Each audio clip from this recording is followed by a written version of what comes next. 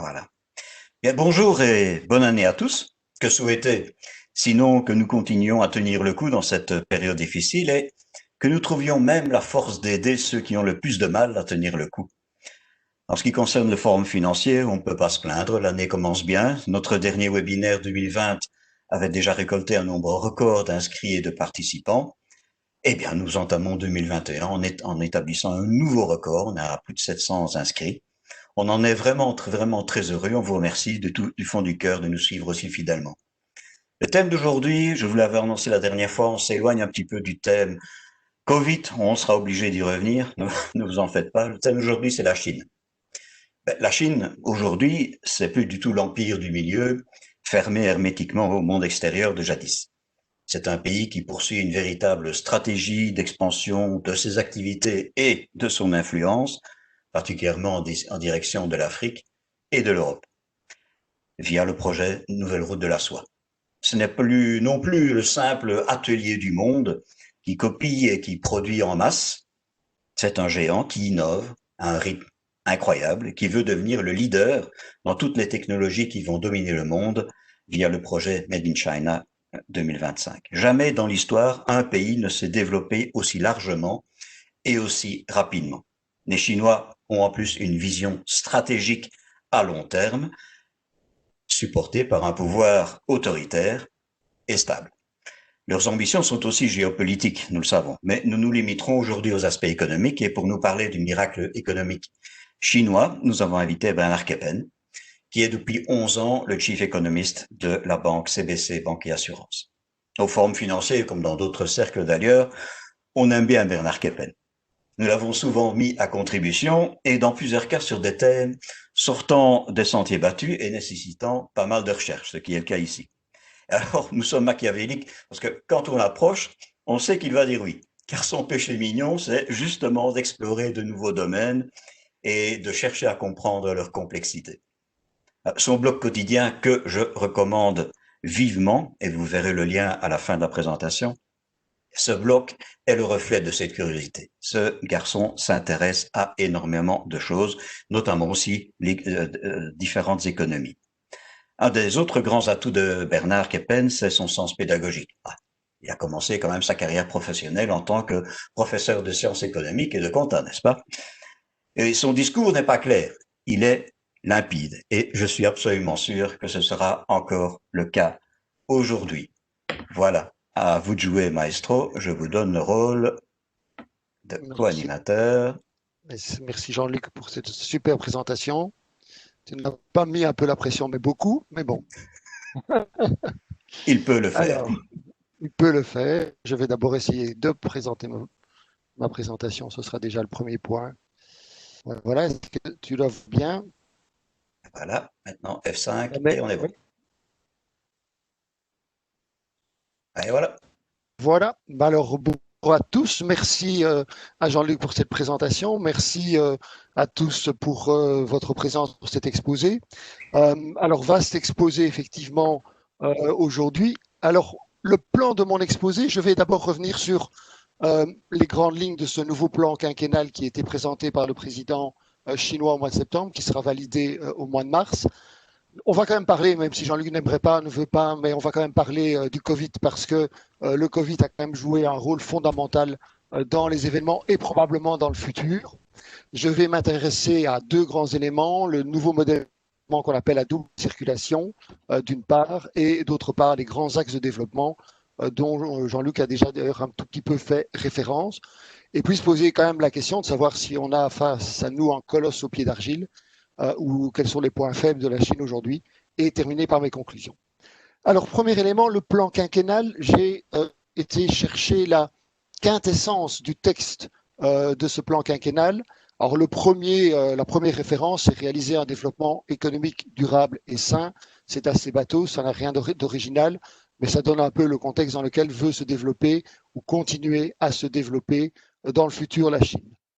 Deuxième référence, et ça c'est fondamental, et vous allez comprendre pourquoi par rapport à une référence que je vais faire un peu plus loin dans mon exposé, le marché intérieur deviendra plus fort. Il y a une volonté très claire de développer, d'assurer le marché intérieur pour les années futures et d'améliorer la capacité d'innovation Ces deux termes-là sont fondamentaux pour bien comprendre la stratégie qu'est en train de mettre en place la Chine. Troisième élément, et ce troisième élément aussi pour moi est vraiment fondamental, c'est l'influence de la culture chinoise sera encore accrue. Et il y a un changement fondamental qu'on a observé ces dernières années, c'est relativement récent. Jusqu'à présent, la Chine avait adopté plutôt un profil bas. Aujourd'hui, la Chine rétorque, réagit à n'importe quelle attaque, quelle qu'elle soit, même au niveau de sa culture, et a des réactions extrêmement précises, extrêmement brutales pour défendre son image, sa culture, sa position. Je vais prendre un exemple de ça, c'est les tensions auxquelles on a assisté dernièrement entre la Chine et l'Australie sur des images concernant des montages qui auraient été faits par la Chine sur des situations de guerre en Afghanistan. Eh bien, on a bien vu que la réaction chinoise n'a pas tardé et ça a été directement des sanctions économiques par rapport à l'Australie. Autre élément qu'il faut mettre en évidence, alors ça me permet d'ailleurs pour ça d'ouvrir une énorme parenthèse, une volonté de réduire les émissions des principaux polluants, comme l'Europe a pris l'engagement, comme les États-Unis en revenant dans l'accord de Paris, dans le traité de Paris.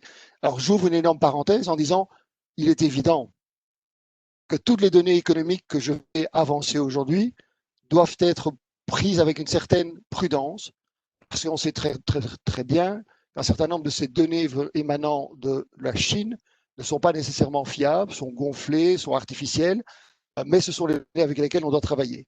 Donc, il faut en tenir compte dans les exposés ou dans l'exposé que moi je vais faire aujourd'hui, et il faut tenir compte aussi que certains de ces chiffres doivent être soit augmentés, dans le cas du nombre de décès par exemple du Covid, ou soit diminués quand on voit les chiffres de croissance.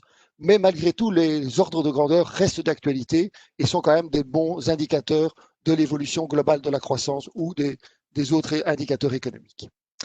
Dernier élément que l'on doit avoir à l'esprit, c'est quand même que la Chine veut améliorer la démocratie socialiste. Alors, il faut bien peser les mots. Quand on lit démocratie socialiste, ce n'est pas la démocratie telle que nous l'entendons, nous, mais évidemment, c'est une démocratie d'un autre ordre qui explique l'évolution fulgurante de l'économie chinoise, mais avec tous les éléments que cela peut sous-entendre dans le terme socialiste tel qu'il est pratiqué par la Chine aujourd'hui. Et l'objectif de ce nouveau plan quinquennal, qui est déjà, ou qui est la suite, je dirais, de ce qu'on a déjà eu dans le passé, c'est de donner une position de leader dans l'ordre international. Il veut retrouver le statut qu'elle avait en 1820. Alors, on remonte déjà un peu loin, mais effectivement, c'était le pays le plus riche à l'époque. Il produisait 30% du PIB mondial, c'est-à-dire davantage que ce que faisaient l'Europe et les États-Unis à l'époque. Et l'objectif aujourd'hui, très clairement, est de retrouver ces positions de leader. Et pour ce faire, elle n'a pas attendu ce plan quinquennal, elle n'a pas attendu ce 14e plan quinquennal. Elle a déjà lancé cette fameuse initiative, ce fameux plan Made in China 2025, qui a comme objectif, et je vais y revenir lourdement, sur un objectif très clair, c'est de devenir la première puissance technologique mondiale. Ce Made in China a provoqué une réaction brutale des États-Unis. On peut d'ailleurs se dire que très clairement, la réaction de Trump a été une réaction par rapport à ce Made in China 2025.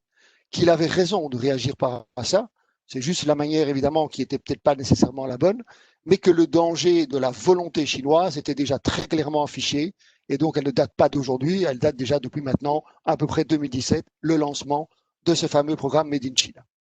Donc ça, c'est vraiment les éléments qu'il faut avoir à l'esprit pour bien comprendre l'état d'esprit aujourd'hui de la Chine et en particulier de son président par rapport au futur, un futur très très proche et qui est un futur marqué par les nouvelles technologies.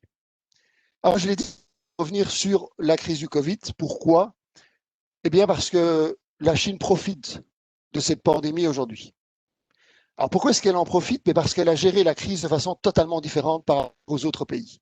Alors de nouveau, précaution élémentaire, on sait très bien qu'il y a eu beaucoup plus de décès en Chine lors de la première vague. Mais quand on fait une comparaison malgré tout, et même si j'augmente un petit peu le chiffre du nombre de décès sur la première vague, il n'y a pas de comparaison entre la situation en Chine et le reste du monde. Pour ça, il faut comprendre comment la Chine a géré cette pandémie. Et ça, c'est très différent de la façon dont nous le gérons, alors que nous sommes, nous, à notre deuxième, troisième, peut-être déjà quatrième vague, on ne sait plus très bien, avec en plus des variants qui commencent à ajouter encore un peu plus d'incertitude. Petit retour en arrière, puisque c'était il y a un an, pratiquement un an jour pour jour, on n'est pas très loin d'un anniversaire qu'on aimerait bien ne pas fêter, on a d'abord eu à Wuhan un verrouillage qu'on appelle totalement strict. Ça n'a rien à voir avec nos confinements, ça n'a rien à voir avec ce qui a été décidé. Quand on décide que pour l'ensemble de la région Dubaï, on a un verrouillage qui est strict, c'est une interdiction de sortir, c'est une interdiction totale même d'aller faire ses courses. On doit donner des informations extrêmement précises. On est démocratique socialiste, je rappelle, un élément quand même important. Et on a même dans un certain nombre de quartiers des responsables qui ont fait les achats des produits alimentaires et des médicaments, et les résidents sont restés dans leurs appartements sans pouvoir en sortir pendant des semaines et des semaines. Très différent en termes de gestion. On a, dans un deuxième temps, élargi ces mesures de verrouillage extrêmement strictes. On l'a élargi à beaucoup plus de régions. On a interdit aux entreprises de travailler, donc on a totalement arrêté l'activité, avec une reprise qui s'est faite de façon très partielle, très lente, et on a ouvert systématiquement un certain nombre d'usines en fonction de l'évolution du virus ou de la pandémie, après finalement une ouverture qui s'est faite fin mars. Donc une gestion de la crise, du Covid par rapport à nous, qui est fondamentalement différente. Dans le sens où eux, ils ont appliqué ce que nous essayons de faire depuis le début de la crise, qu'on n'a jamais réussi à faire, un confinement strict, un traçage, un isolement. Nous, on essaye toujours de nous trouver le traçage et d'isoler les gens. On n'y arrive pas, on n'est pas dans le même système. La différence par rapport à nous est d'un système qui est un système permanent de stop and go, et nous le vivons tous. On se dit, tiens, est-ce que demain, je vais encore avoir un nouveau confinement, des nouvelles mesures, après-demain un peu moins. Eh bien, à contrario, la Chine a appliqué des mesures extrêmement sévères, strictes, mais efficaces, qui ont fait que la perte d'activité que ça a provoquée pendant les quelques semaines où l'activité s'est arrêtée a été directement compensée par une reprise immédiate de l'activité. Nous, aujourd'hui, on est dans une situation de reprise partielle de l'activité et c'est très pénalisant. Et ça se voit dans les chiffres. Ça se voit très clairement dans les chiffres. Si vous regardez le chiffre de la production industrielle aujourd'hui en Chine, vous l'avez sur le graphe là, ce chiffre de la production industrielle, cette évolution de la production industrielle, j'ai la chute de la production qui est le résultat de l'arrêt total de l'activité, et puis une reprise, et là j'ai une vraie reprise en V. C'est-à-dire que la production industrielle aujourd'hui en Chine est supérieure au niveau d'avant-crise. Et l'ironie de l'histoire, c'est que finalement la Chine profite aujourd'hui de la pandémie parce qu'il y a une augmentation de sa production et de ses exportations de tous les produits dont nous avons absolument besoin pour faire face à cette pandémie, c'est-à-dire des appareils médicaux, des respirateurs, des masques, des gants, des tenues pour les infirmiers, etc. Donc aujourd'hui, on a un double effet. On a une reprise de l'activité par l'arrêt de l'activité et puis le redémarrage, mais en plus on a un effet positif, excusez-moi de vous le dire, un effet positif à cause de la pandémie ou grâce à la pandémie pour l'économie chinoise. Et le résultat, c'est que sur l'année 2020, et le FMI l'a confirmé, l'OCDE, la Banque mondiale, tout le monde est dans la même lignée, sur l'année 2020, malgré l'effondrement de l'activité au premier trimestre, j'ai eu une reprise extrêmement forte de l'activité au deuxième trimestre, et on le voit bien sur le graphe, cette hausse de pratiquement 11%. Et puis, j'ai continué encore à avoir de la croissance sur les derniers trimestres, puisque sur le dernier trimestre, j'ai encore une croissance trimestrielle de 6,5%, ce qui veut dire que l'économie chinoise est la seule économie qui a terminé l'année 2020 avec une croissance positive de 2,3%. Alors oui, effectivement, c'est le plus mauvais 44 ans. Mais si je le compare à pays, c'est évidemment la seule qui parvient à avoir une croissance positive parce qu'elle profite de la gestion de la crise et elle profite en plus, ironie de l'histoire, de la pandémie parce qu'elle est aujourd'hui le premier fabricant d'un certain nombre de produits. Si je regarde les indicateurs de confiance, alors les indicateurs de confiance, je rappelle, ce sont les fameux indicateurs PMI. La lecture de ces indicateurs est relativement facile. Quand j'ai un indicateur qui est au-dessus du seuil des 50, ça veut dire que j'ai une croissance, une reprise économique. Quand je suis en dessous des 50, ça veut dire que j'ai un ralentissement de l'économie, voire même une récession. Si je prends mon graphique de gauche, vous avez le secteur manufacturier. En bleu clair, vous avez l'indicateur officiel. En bleu foncé, vous avez l'indicateur de la société indépendante. Je vais évidemment privilégier l'indicateur de la société indépendante. Comme me dit cet indicateur, effondrement de l'activité, Si je regarde les graphiques en Europe, c'est exactement la même chose, évidemment, c'est le confinement de l'activité. Et surtout dans le secteur manufacturier, une reprise très forte de l'activité. On est à des niveaux supérieurs au niveau d'avant-crise en termes d'indicateurs de confiance. Si je regarde les indicateurs pour le secteur des services, donc mon graphe à droite, de nouveau bleu, l'indice officiel, le bleu foncé, l'indice de la société Markit. De nouveau, je vais prendre cet indicateur-là. J'ai cet effondrement de l'activité et là, l'indicateur Markit est beaucoup plus précis parce qu'il me dit bien qu'effectivement, je n'ai pas une reprise aussi marquée de l'activité des services que l'industrie manufacturière. Parce qu'effectivement, j'ai un marché intérieur et je vais dire qui n'a pas redémarré comme l'industrie manufacturière. La consommation, le tourisme, etc., tout ça a mis du temps avant de retrouver ses niveaux d'avant-crise. Et aujourd'hui, on voit aussi que c'est un secteur, globalement le secteur des services, qui n'a pas la même dynamique que peut l'avoir l'industrie manufacturière. Mais malgré tout, les deux indicateurs me montrent bien qu'effectivement, l'économie chinoise est revenue à des niveaux supérieurs en termes d'activité au niveau d'avant-crise. Et si je vois de façon beaucoup plus globale cette évolution et le poids un petit peu des différents facteurs qui expliquent les éléments dans un PIB, on doit constater, et c'est un élément évidemment qui est la grande différence dans la gestion de la crise par rapport à chez nous, que la consommation intérieure n'a pas redémarré aussi fortement. Elle a fortement pesé au premier trimestre, c'est mon petit bâtonnet en bleu foncé sur mon graphe. Elle a encore pesé au deuxième trimestre. Elle s'est un tout petit peu améliorée au troisième trimestre et ce n'est qu'au quatrième trimestre que cette consommation intérieure a retrouvé à peu près ses niveaux d'avant-crise. Donc, consommation intérieure qui n'a pas redémarré. Et donc, ça veut dire quoi? Ça veut dire deux choses. D'une part, les mesures prises par les autorités ont été en faveur des infrastructures, des investissements, et n'ont donc pas du tout été en faveur de la consommation. On n'a pas eu des mesures comme le taux de chômage temporaire, etc. Ça n'existe pas au niveau de l'économie chinoise. Et donc, une croissance qui est soutenue par les investissements, les exportations, mais qui est toujours pénalisée par la consommation intérieure, c'était déjà une réalité avant la crise. Ça s'est peut-être un tout petit peu accentué. Et donc, en résumé, cette crise aujourd'hui est bénéfique pour l'économie chinoise et en tout cas, elle a rebondi beaucoup plus vite que n'importe quelle autre des économies. On en arrive alors à ce nouveau modèle de développement qu'on appelle le nouveau modèle de développement à double circulation. Alors pour ça, je vais d'abord partir sur une image. Alors c'est ce qu'on appelle la théorie du vol des oies sauvages. Alors c'est la bonne saison, en plus de ça aujourd'hui il fait magnifique et on a des très beaux vols, en tout cas dans ma région, on a des très beaux vols d'oies sauvages le soir ou le matin. L'image est assez symbolique, je trouve, et elle représente bien. Je pense qu'aujourd'hui le graphe, on devrait déplacer la Chine, il y a peut-être probablement loi qui va mener le vol aujourd'hui. Alors c'est quoi cette théorie du vol des oies sauvages? Alors, c'est une théorie d'un économiste japonais. Je ne vais pas vous donner son nom, vous le pouvez lire à ma place parce que je suis très mauvais dans le japonais. C'est un économiste qui a donc élaboré cette théorie dans les années 1930 pour expliquer comment on a un processus de développement qui se met en place quand j'ai un pays en développement et qu'il est entouré de pays beaucoup plus avancés, de pays industrialisés. Et dans cette théorie, il met en évidence deux choses fondamentales dans ce processus. D'une part, le commerce, et d'autre part l'investissement étranger. Et si j'insiste là-dessus, évidemment, parce que ça caractérise très très bien le développement de l'économie chinoise de ces dernières années. Alors c'est quoi le principe de cette théorie du vol des oies sauvages?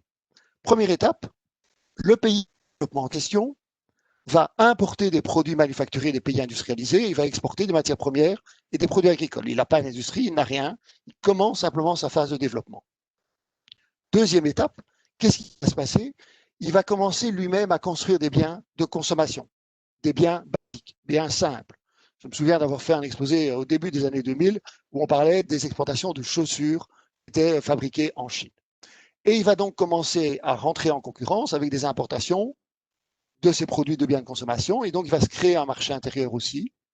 Et tout ça va faire avec, d'une part, une politique publique d'investissement extrêmement importante et aussi une protection de l'industrie nationale et donc un accès au marché relativement limité, pour les investisseurs étrangers en tout cas, pour les industries étrangères. Troisième étape, cette industrie locale commence à se développer, elle devient une forte exportatrice. On a une production qui va s'homogénéiser avec les autres pays industrialisés, et donc on va commencer à développer une production de biens d'investissement. Et dernière étape, on a un déclin des exportations de biens de consommation. On va transférer cette production à des pays qui sont moins avancés, et le pays va commencer à exporter des biens d'investissement et devient une force dans le commerce international. Ça vous fait penser à quelque chose? Oui, c'est exactement le modèle de développement de la Chine, et nous sommes aujourd'hui à la quatrième étape, très clairement. Et il faut avoir évidemment ce processus à l'idée, je vais y revenir, enfin à l'esprit, pardon, je vais y revenir parce que c'est vraiment l'élément fondamental. Et on arrive à cette notion de double circulation. Je me suis basé sur une étude qui a été publiée par CBC International et qui a essayé de modéliser comment la Chine a évolué en termes de modèle. Sur le graphe, vous avez l'envision, c'est-à-dire comment la Chine voyait l'ordre international.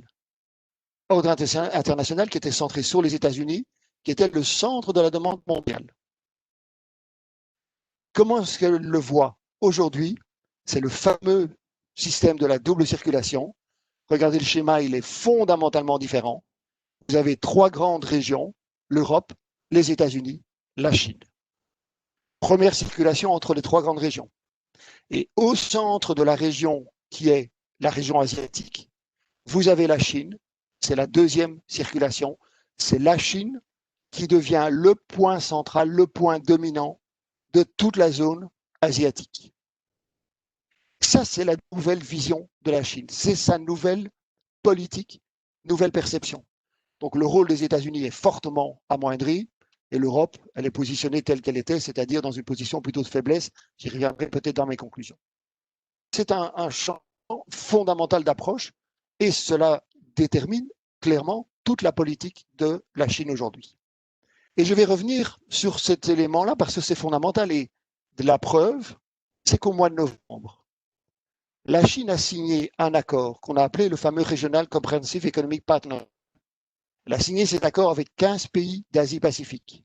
C'est les 10 pays de l'ASEAN, la Chine, le Japon, la Corée du Sud, l'Australie et la Nouvelle-Zélande.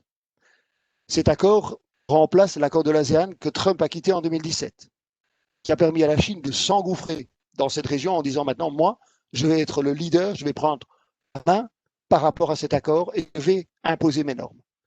C'est l'élément fondamental qu'on retrouve dans ce schéma de double circulation. Rappelons ma quatrième étape dans ma théorie du vol des oies sauvages, déclin des exportations de biens de consommation, production qui est transférée à des pays moins avancés. Aujourd'hui, la Chine est en train de transférer la production vers le Vietnam, Philippines, et exporte des biens d'investissement et devient une force dans la concurrence internationale. On est vraiment dans cette quatrième étape et avec en plus de ça une vision très forte sur la région. Et une volonté aussi, parce que ça c'est un élément, je le mettrai dans les points faibles, on en reparlera, mais c'est un élément fondamental, et aussi essayer de recréer ou de créer plus exactement ce marché intérieur pour diminuer sa dépendance au commerce international. Un pays qui est trop tourné vers le commerce international et qui n'a pas un marché intérieur, inéluctablement va subir l'évolution de ce commerce international, les positifs, mais quand c'est négatif aussi. Donc si je reviens sur ce fameux accord qui était négocié entre ces 15 pays de la zone asiatique, cette zone va représenter, ou représente même d'ailleurs aujourd'hui, 30% du PIB mondial. Cette zone va être aujourd'hui mise aux normes promues par Pékin. Donc ils ont imposé et ils sont en train d'imposer leur vision des choses. Ce qui veut dire aussi que ça va attirer les entreprises étrangères à s'installer et à s'implanter dans la région, ici évidemment des tarifs douaniers privilégiés, mais surtout ça va permettre à la Chine d'avoir accès à un marché gigantesque, puisque ce marché asiatique représente à peu près aujourd'hui 2 milliards de consommateurs. Quel superbe marché pour se développer. Donc ils ont vraiment intérêt à développer cette partie-là, et ça fait vraiment partie de cette stratégie de la double circulation que la Chine est en train de mettre en place. Mais la Chine n'a pas attendu le nouveau plan quinquennal. La Chine n'a pas attendu la double circulation. La Chine a lancé, et c'est un élément évidemment fondamental, ce fameux plan Made in China 2025. L'objectif, c'est de dominer le marché mondial, et il l'affirme haut et fort, dans toutes les industries critiques de haute technologie. Dans ces industries, quels sont les points principaux? J'ai 10 industries clés que je voudrais mettre en évidence. Le premier objectif, la Chine veut, dans les années futures, que 70% de son marché soit fourni en robots qui sont en Chine. On n'est pas dans des biens de consommation, là. On est dans de la haute technologie. Quand je vois aujourd'hui les qui sont publiés chaque année sur les installations de robots industriels, alors vous avez les chiffres pour 2019, le nombre de robots industriels qui ont été implantés en Chine sur l'année par rapport aux autres pays, évidemment, il n'y a pas photo, il n'y a pas de comparaison. Maintenant, la Chine a du retard, elle doit rattraper ce retard. Si je regarde une comparaison du nombre de robots dans l'industrie en 2019 pour 10 000 employés, alors la Chine se trouve un peu à la fin du tableau, mais au rythme à laquelle elle est en train évidemment de produire et d'automatiser son industrie, elle va vite se situer au milieu du tableau et probablement aller en tête de ce tableau. Donc une volonté très claire, développer cette production avec une automatisation et des robots industriels. Premier secteur, première industrie. Deuxième grand axe de développement, c'est tout l'équipement aéronautique et aérospatial. J'ai l'impression qu'en 2008, la Chine a fait plus décoller de fusées que n'importe quel autre pays. La Chine a été la première à faire amérir un module sur la face cachée de la Lune. La Chine est en train de construire une station spatiale alors que la station spatiale internationale va se terminer en 2024. Troisième secteur dans lequel elle se développe, transport ferroviaire, on a déjà la route de soie, c'est déjà quelque chose qu'elle a déjà énormément développé, qu'elle va continuer à développer. Quatrième grand secteur qu'elle va développer, l'équipement d'énergie, c'est-à-dire la production d'énergie. On a eu un cas très concret ces derniers jours, enfin ces dernières semaines plus exactement, avec la mise en service du tokamak HLM2M, qu'on appelle le soleil artificiel, qui a produit dans un essai une chaleur de plus de 200 millions de degrés Celsius, c'est-à-dire 10 fois plus que la température du soleil. Ce ne sont pas les seuls à travailler sur cette énergie, mais ils sont aussi avancés que les autres en la matière. On est également une volonté très claire des nouveaux matériaux d'être à la pointe dans les années futures. Ils veulent répondre à 90% de la demande locale. Utilisation des nouvelles générations de technologies et d'informations, d'informatique, intelligence artificielle, même objectif. Ils veulent véritablement rencontrer toute la demande du marché national, mais international aussi. Et d'ailleurs, aujourd'hui, la Chine abrite déjà 6 des 11 licornes d'intelligence artificielle dans le monde. Elle veut également se développer dans les équipements maritimes et dans les navires de haute technologie. Et je ne parle même pas de la flotte militaire qu'elle est en train de développer, qui va assurer d'ailleurs une présence fondamentale dans toute la zone Asie-Pacifique, au détriment des États-Unis d'ailleurs. Elle veut également se développer dans toutes les nouvelles énergies, véhicules autonomes en énergie. Et là, il faut bien reconnaître qu'elle a une avance considérable, puisqu'aujourd'hui, on estime qu'à peu près 60% de la capacité de production mondiale des batteries au lithium se fait en Chine. Il y a des spécialistes en Chine qui pèsent plus de 20 milliards d'euros. Ils sont déjà beaucoup plus avancés que nous en Europe. On est, nous, au balbutiement, un groupe qu'on voudrait créer entre la France et l'Allemagne. Si je prends encore les deux derniers points qu'elle veut développer, c'est les équipements agricoles qui sont évidemment indispensables pour assurer la consommation, la production sur le marché intérieur. Et dernier élément, les dispositifs médicaux de haute technologie. On le voit évidemment avec la crise, que ces éléments sont fondamentaux et vont l'être encore de plus en plus. C'est donc un programme volontariste de se positionner et d'être les leaders de ces nouvelles technologies. Et pour ce faire, ils y mettent le moyen, c'est-à-dire on a énormément d'investissements. J'ai pris trois indicateurs pour essayer de voir un petit peu si ça se vérifie effectivement. Quand on voit l'année 2020, donc année 2020, année atypique, année particulière, 45% des investissements qui sont des investissements publics essentiellement se sont faits dans l'industrie. Et vous avez la répartition de ces 45% en fonction des secteurs. et c'est surtout communication, computer électronique qui prend une grande part, mais on a aussi l'industrie chimique, on a aussi l'équipement électronique. Donc, de façon globale, on retrouve effectivement ces grands secteurs que j'ai mis en évidence dans ce programme Made in China 2025. Si je regarde encore les investissements sur une période un tout petit peu plus longue, et là, je vais surtout prendre les deux graphes en bleu foncé et en bleu clair, c'est les investissements qui se font dans tout ce qui est équipement électronique, computer, intelligence artificielle, et également les investissements qui se font dans tout le secteur médical. Il y a vraiment une volonté de pousser depuis plusieurs années ces secteurs depuis le lancement du programme Made in China 2025. Autre exemple, autre graphe qui nous donne un peu une idée de l'ampleur de ce développement, c'est le nombre de brevets qui sont déposés par la Chine d'une part en bleu clair, par les États-Unis en bleu foncé et par l'Europe en vert.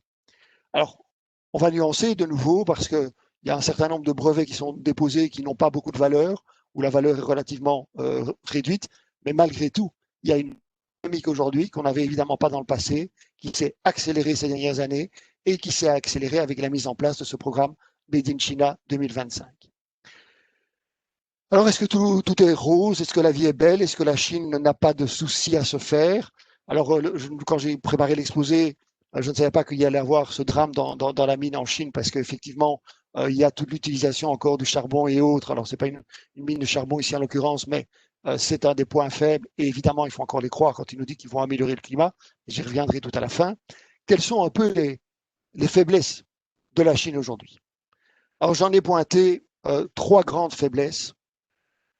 La première, c'est la consommation intérieure qui reste trop faible. Je l'ai dit, au moment de la crise du Covid, on s'est rendu compte qu'effectivement, la reprise a été permise par la reprise de la production, par l'industrie, par l'exportation, par les investissements.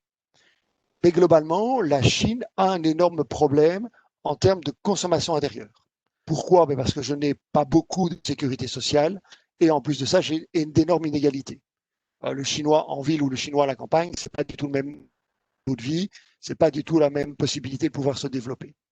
Et donc, quand on regarde, et si je fais une comparaison par rapport à mon premier graphe, qui était le graphe de la production industrielle, quand on regarde les ventes de détail, eh bien, on n'est pas du tout revenu au niveau d'avant la crise. Donc, ces ventes de détail sont déjà avec une tendance plutôt à s'affaisser, je vais le montrer tout de suite, mais en plus de ça, avec la crise, l'aggravation des inégalités a poussé finalement à avoir une reprise beaucoup plus lente de la consommation intérieure. Or, c'est un des piliers fondamentaux du modèle de développement si l'économie veut perdurer et si elle ne veut pas être que dépendante du commerce international uniquement. Donc, cette consommation intérieure qui est faible, on la retrouve également dans l'évolution des revenus. Le revenu par habitant, alors que c'est un pays qui se développe énormément, c'est un pays qui a des taux de croissance qui sont incomparables, eh bien, le revenu par habitant reste encore très, très faible. Et ce revenu par habitant n'a rien de comparable à la moyenne des pays de l'OCDE. On est sur des niveaux extrêmement faibles qui sont difficilement explicables quand on voit le modèle de développement, ou en tout cas quand on voit la croissance de l'économie chinoise ces dernières années. Cette consommation intérieure est restée faible et c'est une réalité depuis pas mal d'années.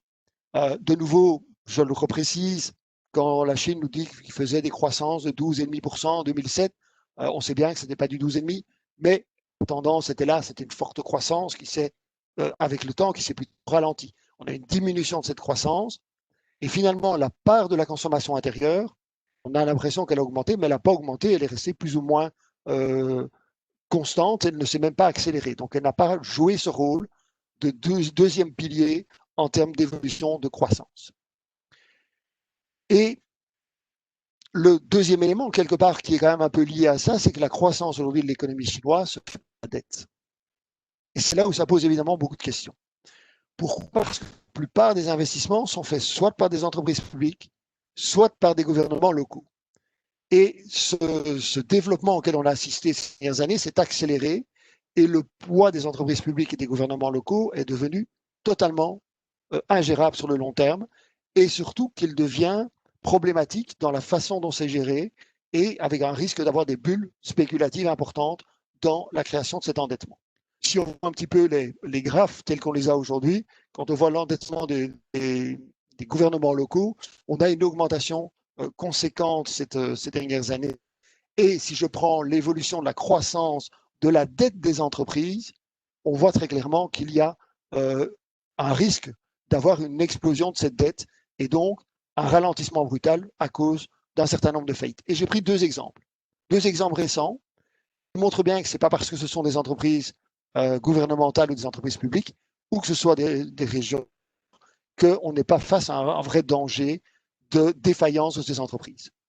Alors, deux exemples. Le premier, c'est dans une province relativement peu connue qui est Yenang, et où on a une entreprise qui est un opérateur minier qui était noté AAA et qui a fait défaut après avoir seulement émis des dettes 3 semaines avant. Pardon. Le deuxième exemple, c'est une société qui est une co-entreprise avec BMW qui a émis un AAA de nouveau, comme quoi ça nous fait penser à une certaine époque on émettait du AAA comme on voulait, une obligation de 151 millions de dollars sur une durée de 3 ans, qui avait rassuré tous les détenteurs de ces obligations, mais ce sont des Chinois, qui n'avaient aucun problème parce qu'ils avaient des liquidités suffisantes, qu'ils avaient des terres en suffisance, qu'il fallait les vendre, qu'ils avaient le soutien de l'État central. Eh bien, il y a une défaillance sur cet emprunt de 151 millions de dollars. Ça veut dire deux choses. Ça veut dire d'une part qu'effectivement, cette croissance débridée au coût de dette présente un énorme risque. Et ça veut dire aussi que le pouvoir central est prêt à laisser des gouvernements ou des entreprises publiques aller en faillite pour éviter d'avoir une explosion et à un moment donné un problème sur les dettes. Et donc on est dans un équilibre qui est un équilibre très instable et un énorme risque aujourd'hui dans ce modèle de développement s'il perdure de cette façon-là. Et je devrais encore ajouter un autre élément, malgré des revenus faibles, malgré une consommation qui reste basse, comme j'ai eu une forte hausse du prix de l'immobilier en Chine, on a un endettement des ménages qui est anormal. Alors, c'est un endettement des ménages qui représente 59,1% du PIB, qui est beaucoup plus proche de niveaux comme des économies comme la zone européenne ou le Japon, et qui n'a rien de comparable par rapport à des pays comme la Russie ou l'Inde. Si j'ai une consommation qui est faible et en même temps un endettement trop élevé des ménages, évidemment, j'ai un double facteur de risque en termes de croissance pour le futur. Troisième élément qu'il faut mettre en évidence, qui est peut-être un peu paradoxal parce qu'on y pense nécessairement, c'est le vieillissement de la population. Aujourd'hui, en Chine, on a 254 millions de citoyens qui ont plus de 60 ans. Or, la retraite en Chine encore aujourd'hui, c'est 60 ans pour les hommes, 55 ans pour les femmes. Donc, ils partent plus tôt en retraite que chez nous, dans les autres pays industrialisés. Or, on sait que d'ici 2025, ils seront 300 millions. Donc là, il y a un vrai problème de gestion du vieillissement de la population qui va devoir être pris à charge et à bras le corps par les autorités. Ça, c'est les trois grands risques que je peux mettre en évidence au niveau économique, j'entends bien, par rapport au modèle de développement de la Chine. Qu'est-ce que je peux dire en conclusion? Je pense que ma première conclusion va être la plus fondamentale et peut-être la dernière. Mais la première, elle est pour moi la plus fondamentale. Et je ne le savais pas puisque c'était déclaré hier. Xi Jinping est intervenu hier à Davos, en virtuel, mais il a utilisé les termes que je vais reprendre dans la phrase de ma conclusion. Donc on est en plein dans l'actualité. Qu'est-ce qu'il a dit? L'objectif de la Chine est très clair, elle veut transformer l'ordre international en un système sélectif multilatéral aux caractéristiques chinoises, dans lesquelles les droits économiques et sociaux primeraient sur les droits politiques et les libertés. Il a reparlé hier d'un système multilatéral. Il a reparlé hier d'un risque de guerre froide, sans citer les États-Unis, mais donc très clairement d'une volonté de se positionner et d'affirmer l'ordre que veut imposer la Chine aujourd'hui. Et le faire au détriment des droits politiques et des libertés, malheureusement, ces dernières années, nous avons eu beaucoup d'exemples de violations des droits humains en Chine, de répression des journalistes. Ne parlons même pas des Ouïghours aujourd'hui, qui est un véritable scandale par rapport à des droits humains fondamentaux. Et dernier élément qu'on doit prendre en compte, c'est la détérioration de la situation à Hong Kong avec la répression auquel on assiste.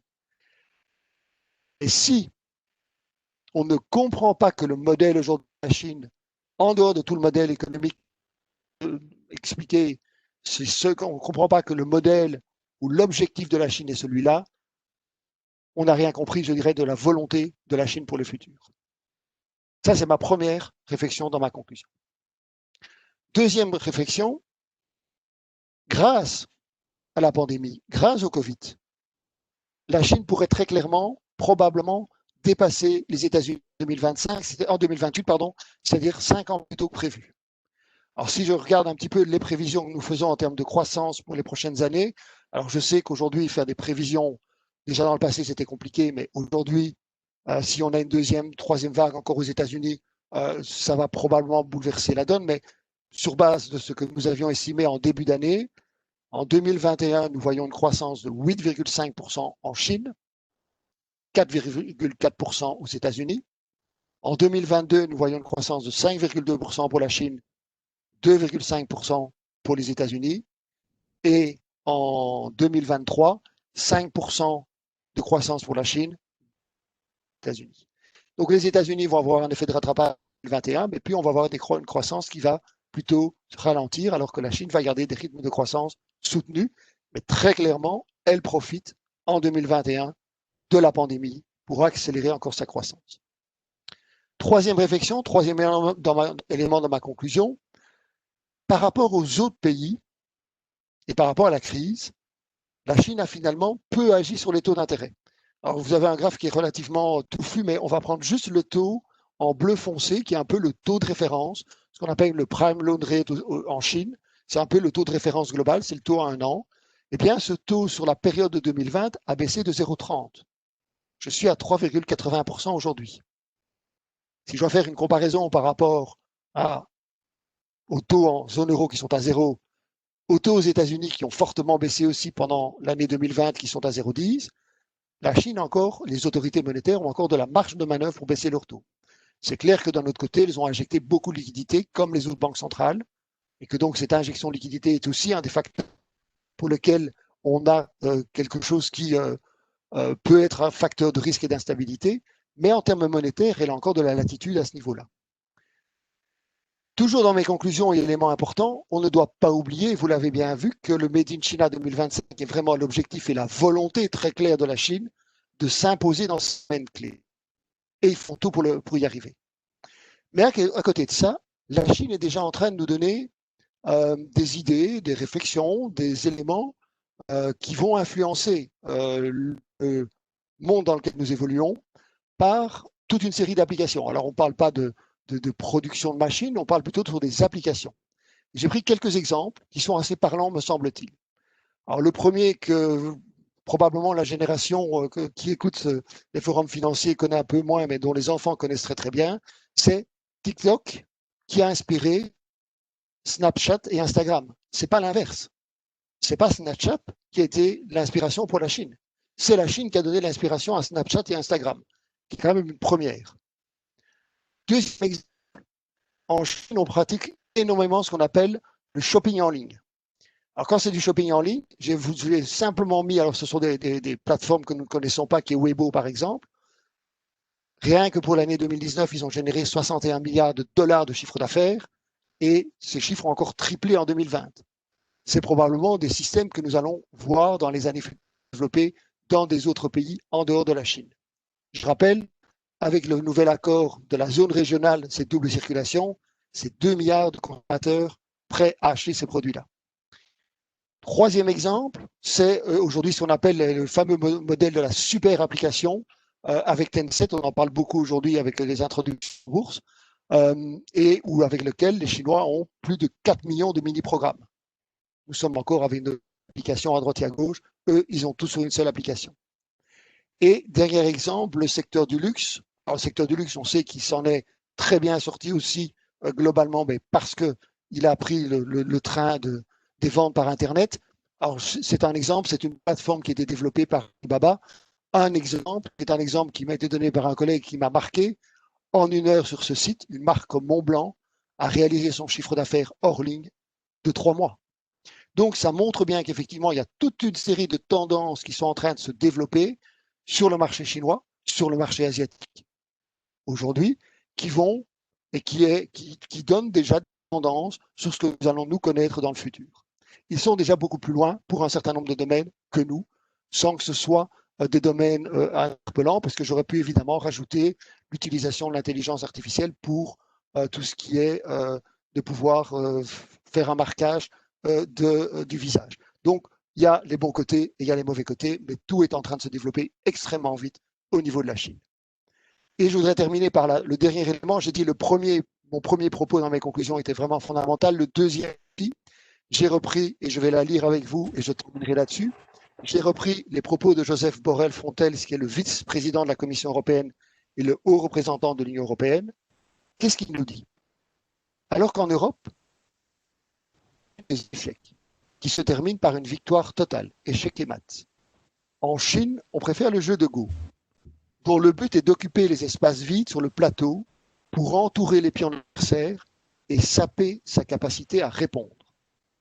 Comme l'a dit le célèbre stratège chinois Sun Tzu dans l'art de la guerre, l'art suprême de la guerre consiste à soumettre l'ennemi sans combattre, en créant des situations sur le terrain qui renforcent sa propre position et placent son adversaire dans une position de faiblesse. L'Europe vient de signer, l'Union européenne a signé fin de l'année un accord avec la Chine. La signature de cet accord a été accélérée et voulue par l'Allemagne. Cet accord, la Chine prend l'engagement de respecter les droits de l'homme. La Chine prend l'engagement de permettre à nos sociétés de s'investir sans devoir créer des co-entreprises avec les entreprises chinoises, de pouvoir se développer en toute liberté sur le marché chinois. En échange, nous donnons encore un peu plus accès des secteurs essentiels en Europe. Nous ne tenons pas compte de cette réflexion d'un Européen. Nous allons être dans cette situation du jeu de Go, c'est-à-dire nous allons être perdants. Qui nous dit que demain, effectivement, la Chine va respecter les droits de l'homme? À part simplement d'avoir signé un accord que de toute façon, jusqu'à présent, n'a jamais respecté. Donc, l'élément fondamental est de bien de comprendre que oui, on a en face de nous une hyperpuissance qui s'en donne les moyens, qui se donne également toutes les capacités de pouvoir le faire et qui a une vision très différente du monde que nous et qui a à sa disposition un énorme marché et que nous avons donc vraiment intérêt à mettre en place tous les outils pour, un, protéger nos industries, deux, se développer dans les secteurs essentiels pour ne pas le laisser le leadership à la Chine et essayer d'attirer des capitaux, des investissements. Pour rappel, les chiffres sont sortis cette semaine. Même si on a eu une forte chute des investissements au niveau mondial, le premier pays qui a capté les investissements, c'est la Chine, qui a reçu 163 milliards de dollars. Le deuxième pays, c'est les États-Unis, 100 de dollars. En 2019, c'était les États-Unis qui avaient reçu plus de crédits, d'investissement. On était à 251 milliards. La Chine, c'était 140. Les données se sont inversées en 2020.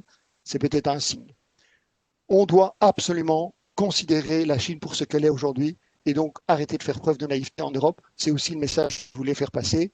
Et comme l'a dit très gentiment Jean-Luc, je termine simplement en mettant la référence de mon blog. Donc tous les matins, j'écris. Vous pouvez aller sur, donc vous allez sur le blog, vous vous abonnez à ce blog et tous les matins, vers 8 heures du matin, vous recevez un petit avis comme quoi le blog a été mis à jour. Je fais également et je publie également des études du groupe. Je profite du know de mes collègues et j'essaye aussi maintenant de faire une petite vidéo très courte de 2 ou 3 minutes sur un petit thème particulier. Je vous remercie de votre attention et évidemment, je réponds bien volontiers à vos questions. Super. Eh bien, je crois que je n'avais pas menti et survendu l'opération ici. Je crois que je vois déjà des commentaires très, très, très élogieux avec beaucoup de questions. Alors, on va commencer par faire le tri. Je vois déjà une question, une première remarque d'ailleurs, en faisant allusion au fameux bouquin d'Alain Perfit il y a bien une cinquantaine d'années. Quand la Chine s'éveillera, le monde tremblera. Nous y sommes. Okay. Absolument. Ouais. En tout cas, le tigre s'est vraiment bien réveillé. Je vois une question, oui, très, très large, de Guy.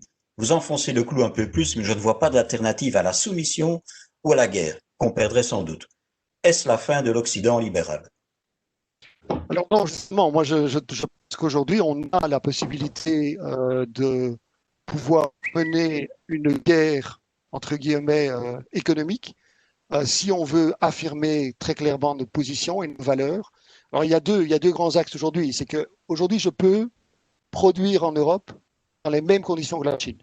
Pourquoi? Parce que je peux rapatrier la production si j'industrialise et je robotise l'industrie européenne. Donc, je peux être aussi compétitif. Et le projet des batteries électriques qui ont été développées par l'Allemagne et la France est un premier pas dans cette direction-là.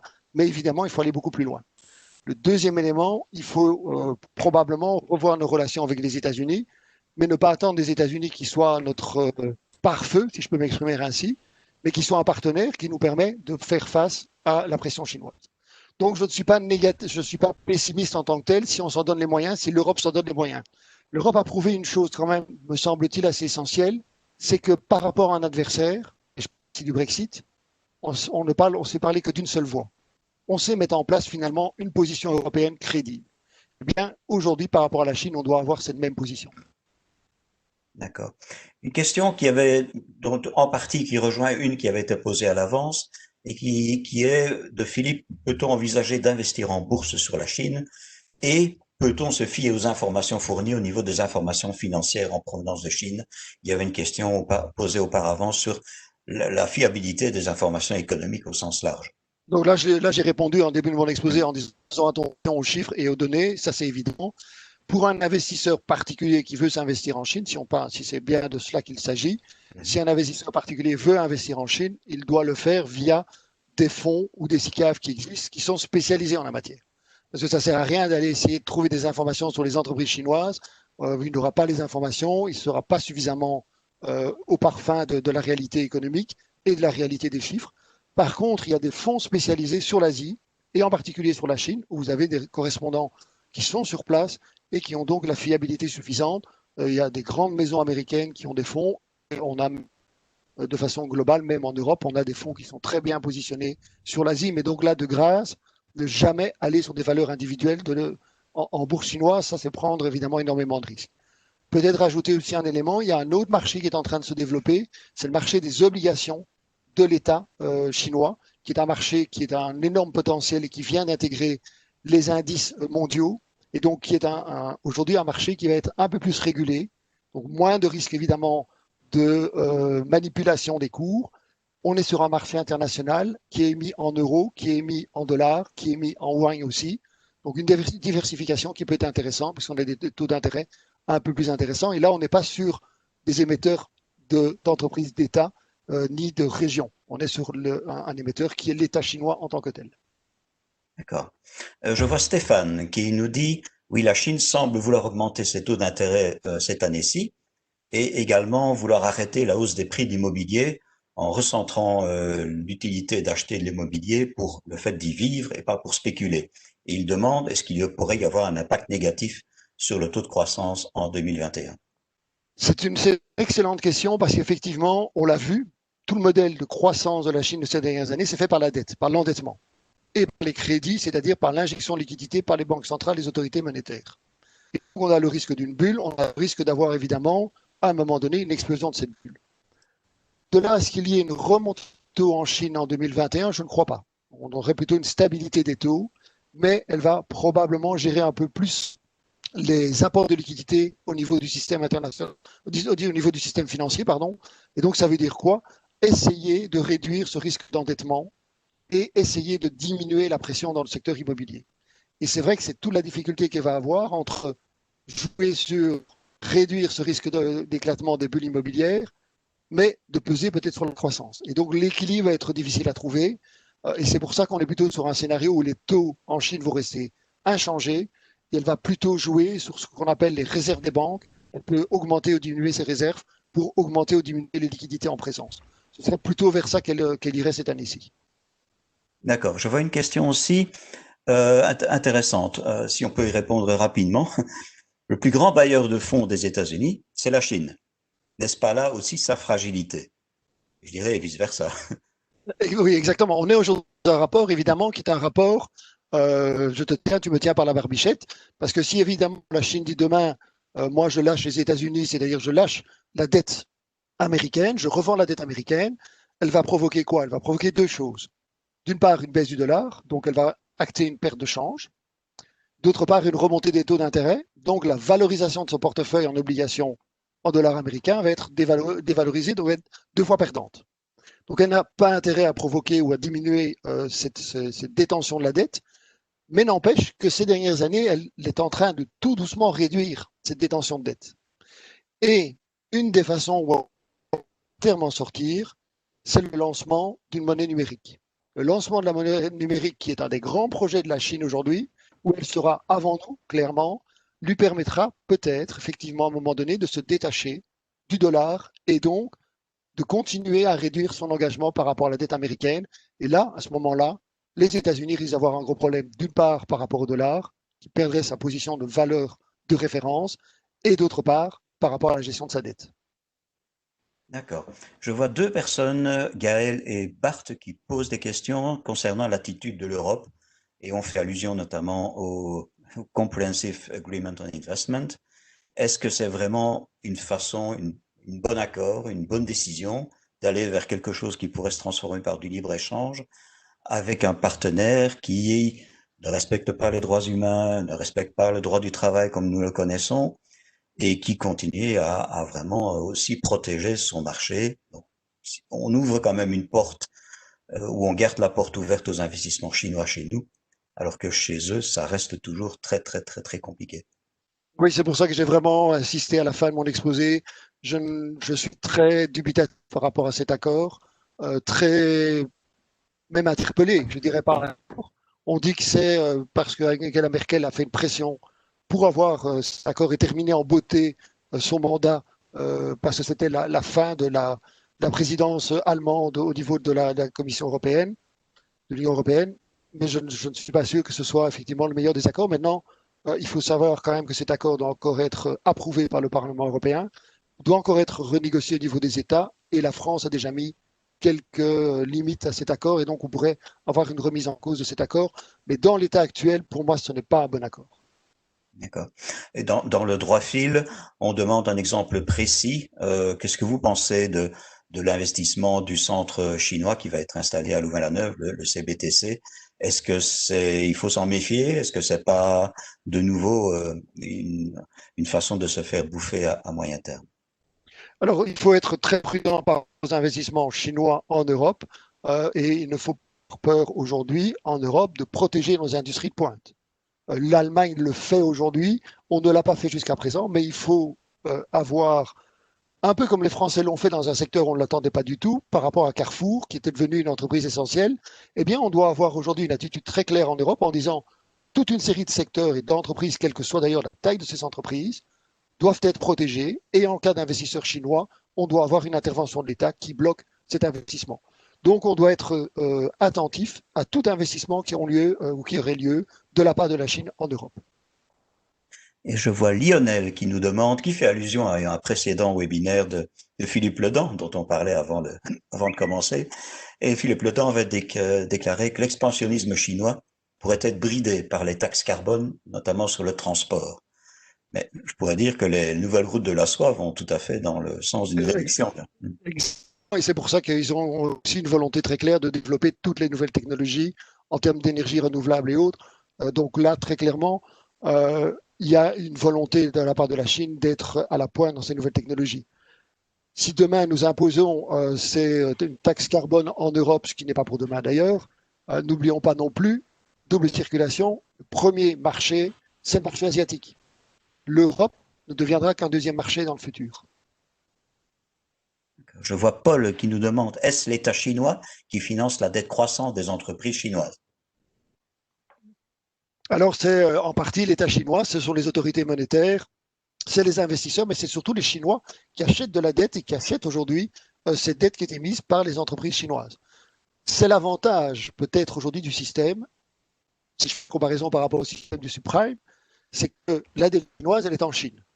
Donc si j'ai un problème au niveau de l'ensemble de la dette chinoise, ça va rester en Chine. Donc vous ne vais pas avoir une explosion de tout le secteur financier. Ça, c'est l'avantage. Ça veut dire que toute la dette est une dette nationale et n'est pas du tout une dette internationale. Donc, pour moi, il y a pas de risque à ce niveau-là et ce n'est pas comparable à ce qu'on peut observer par rapport à d'autres situations, par rapport à une problématique globale pardon, de dette. D'accord.